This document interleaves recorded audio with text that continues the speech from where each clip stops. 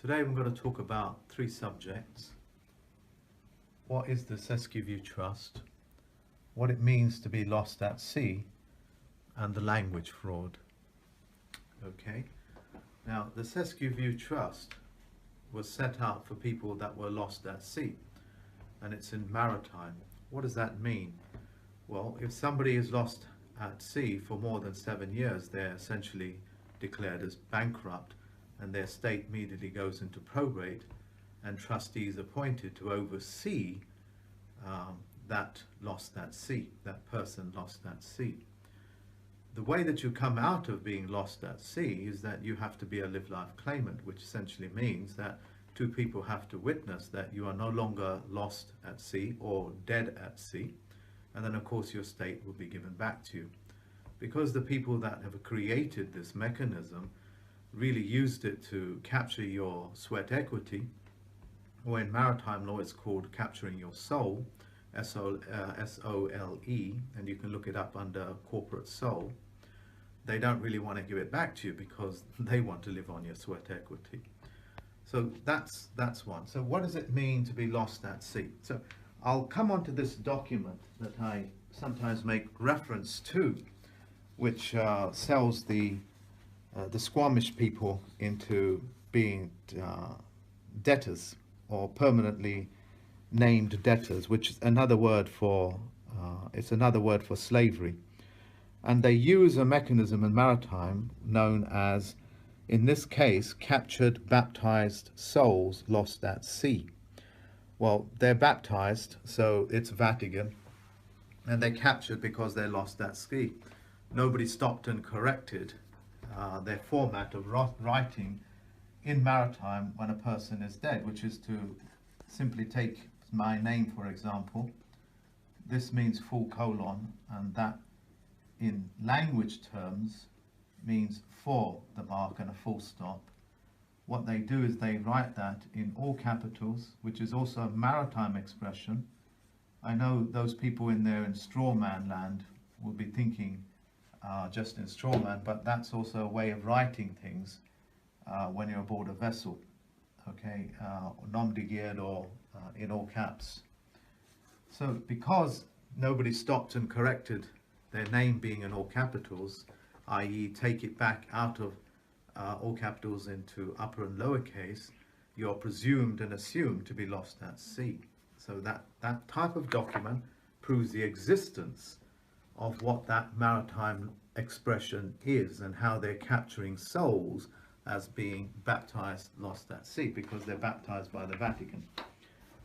So we'll come to another document. This document is the document of the Club of 300, a club that they say doesn't really exist, but of course I have their document here right in front of me, making contract to sell, in this case, the Filipino Islands into permanent debtors. And here you can see, although it's in fiction language, you can see it's a certificate of live birth. Okay, certificate of live birth. And of course it's witnessed by this person here, which I won't speak too much about. Although this is all Illuminati fiction world garbage, you are essentially lost at sea and you are permanent debtors, and the explanations can go on and on. But the point that I'm making is that you can come out of it any time by having a live-life claim, of course, or a certificate of live birth. But it's the language fraud. It's the language fraud that we need to address. Because they're writing in a fiction language, under maritime law, you have to give closure, one word, one meaning per sentence, and a full stop at the end of every sentence to stop the thought. So once you learn to syntax a document, and it doesn't matter how big these people are, you'll be able to disqualify under the Chief Federal Judge David Way Miller's law technology. And that's how you get out of these types of slavery documents that hold you as permanent debtors. Okay, this is a continuation on about the Sesquivue Trust. I wanted to add a few more words, and the words is the way and why your name is written in all capitals in maritime from this is how it should be written on land as a live life claimant as well, is because they can't guarantee your travel, they can't guarantee your safety while you're in transit from one point to another. The reason why it's travel by its very nature is dangerous. Okay, so that's why they put their name like this. So when if you do pass away, or something terrible happens at sea or on an aeroplane or train, you're already nom de guerre. Okay, it's already in all capitals. And when you get back on the land, your name would have to be put like this to say that you're now out of danger. That's the protocol. Okay. Now, I was also talking about maritime law of closure. It's part of what closure means is that it's part of your flag etiquette. And flag etiquette, like any etiquette in speaking, is that you have to tell them from which dictionary you're speaking from.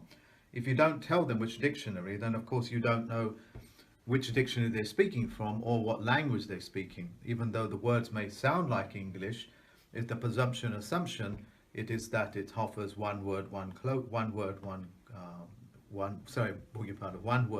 equals one meaning, which it doesn't, because that's part of the corruption of the law, corruption of the language.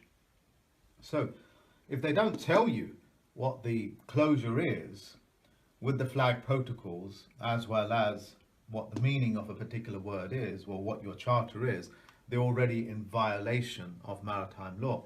If you ever wondered why pirates fly the skull and bone flag, is because under maritime law, they're telling you what their intention is.